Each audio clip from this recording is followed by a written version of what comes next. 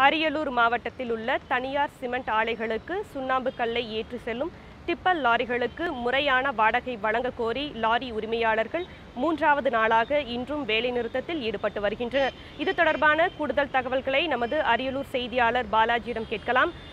பாலாஜி வணக்கம். லாரி உரிமையாளர்களின் கோரிக்கை என்ன? வணக்கம் தமிழரசி. கடந்த 21ஆம் தேதி தொடங்கிய லாரி உரிமையாளர்களின் வேலைநிறுத்தமானது இன்றோட 3வது நாளாக தொடர்ந்து நடைபெற்று வருகிறது. இவர்களின் முக்கிய கோரிக்கையாக அரசு நிர்ணயித்த அளவை ஏற்றும் பொழுது அதற்குண்டான வாடகையை தனியார் சிமெண்ட் ஆலைகள் வழங்க வேண்டும் என்பது இவர்களது முக்கிய கோரிக்கையாக உள்ளது. மேலும் சுண்ணாம்புக்கல் ஏற்றும் சுரங்கங்களிலேயே இடைமேடை அமைக்க வேண்டும் என்பதும் இவர்களின் கோரிக்கையாக உள்ளது.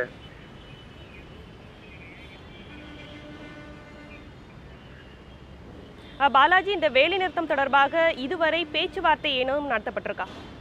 இன்று மதியம் நடந்த பேச்சுவார்த்தை முத்தரப்பு பேச்சுவார்த்தை நடைபெற்றது. அதாவது அரசு தரப்பு, ஆலை நிர்வாகம் தரப்பிலும் லாரி உரிமையாளர் தரப்பிலும் பேச்சுவார்த்தை நடைபெற்றது. இதில் இன்னும் 15 நாட்களுக்குள் இப்பிரச்சனை தீர்க்கப்படும் என்று ஆலை நிர்வாகம் சார்பில் கோரிக்கை உறுதியளிக்கப்பட்டது. இதைத் தொடர்ந்து தற்பொழுது அவசரமாக லாரி உரிமையாளர்கள் கூட்டம் நடந்து கொண்டிருக்கிறது.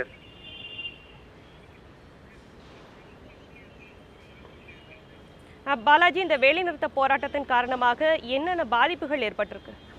இந்த வேலைநிறுத்த போராட்டத்தின் காரணமாக லாரி உரிமையாளர்களை விட அதில் பணிபுரியும் ஓட்டுநர்களே அதிகம் பாதிக்கப்படுகின்றனர். ஏனெனில் அவர்களுக்கு தினசரி கூலியே வழங்கப்படுகிறது. அதாவது ஒரு நாளைக்கு இத்தனை ட்ரிப், அதாவது இத்தனை நடை, 3 நடை, ஒரு நடைக்கு 250 வீதம் ஓட்டுவதற்காக கூலி வழங்கப்படுகிறது. அதனால் இதில் ஓட்டுநர்களே மிகவும் பாதிப்படைகிறார்கள். மேலும் ஓட்டுநர்கள் பேசிய பொழுது அவர்கள் தங்கள் குழந்தைகளுக்கு பள்ளி தொடங்க வேண்டிய பருவம் இருப்பதால் தங்கள் குழந்தைகளுக்கு வாங்க வேண்டிய பொருட்களை கூட வாங்க முடியவில்லை என்று வேதனை தெரிவித்தனர்.